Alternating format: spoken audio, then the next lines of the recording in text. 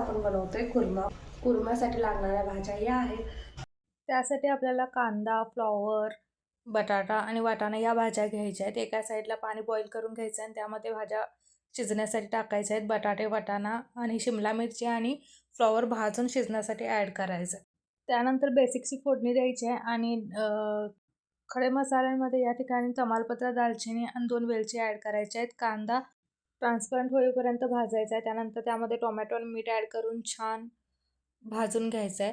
आणि अदर साईडला या ठिकाणी आपल्याला ओले खोबरे आणि काजू, थोडीशी कोथिंबीर टाकून आणि गरज असल्यास थोडंसं पाणी ॲड करून छान मिक्सरला बारीक करून घ्यायचं आहे. त्यानंतर रेड चिली पावडर आणि हळद हे मसाले ॲड करायचे आहेत आणि ज्या शिजवून घेतलेल्या भाज्या आहेत त्या ॲड करायचं आणि एक त्याला वाफ गेल्यानंतर त्यामध्ये जे आपण पेस्ट बनवली होती ती ॲड करायची. ही वरून पेस्ट ॲड केल्यामुळे छान असा एक मलाईदार फ्लेवर येतो भाजीला आणि थोडेसे काजू गार्निशिंगसाठी आणि टेस्टलाही खूप छान लागतात. सो तुम्ही पण आत्ता ट्राय करून कसं वाटतं कमेंटमध्ये सांगा. Do subscribe. पुन्हा भेटूच. बाय.